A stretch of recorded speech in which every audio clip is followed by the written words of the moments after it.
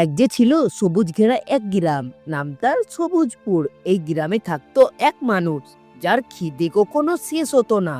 লোকজন ডাকতো তাকে পেটুক কৈলাস নামে। প্রত্যেকদিন কৈলাসের সকাল শুরু হতো খাওয়া দিয়ে, আর শেষ হতো খাওয়া দিয়েই। কাজের সময়ও খায়, হাঁটার সময়তেও খায়, সব সময়তে শুধু খায়। দিদিশা বৌদি, কৈলাস আর কত খাবে?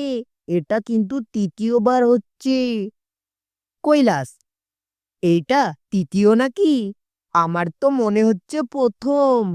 বিদিশা বৌদি, তোমার পেটটা কি আলাদা গিরাম নাকি?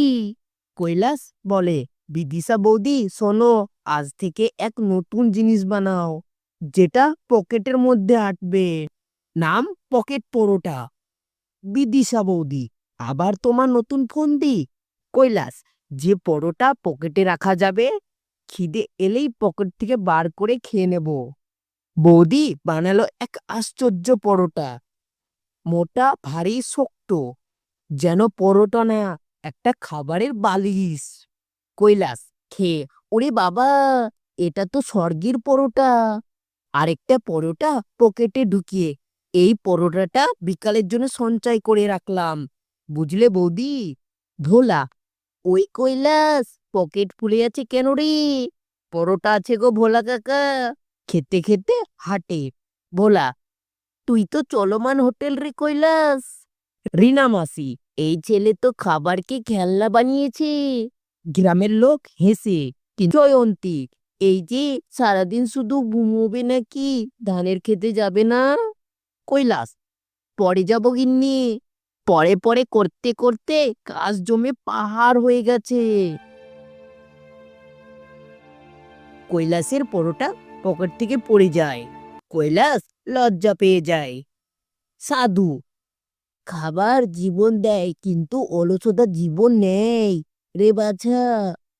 কৈলাস, আমি কি ভুল করেছি সাধু বাবা?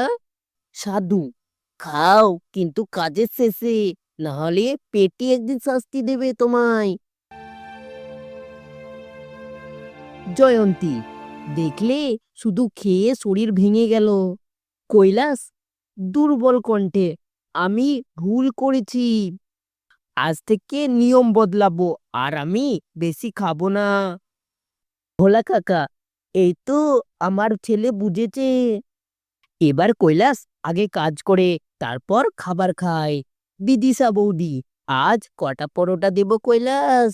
কৈলাস, বৌদি দুটোই পরোটা যথেষ্ট। কৈলাস, খাবার আনন্দ দেয় কিন্তু কাজ তার কাছে অনেক দাম। সেদিন থেকে কৈলাস বুঝে, যে কষ্ট করে সেই সুখ পায়।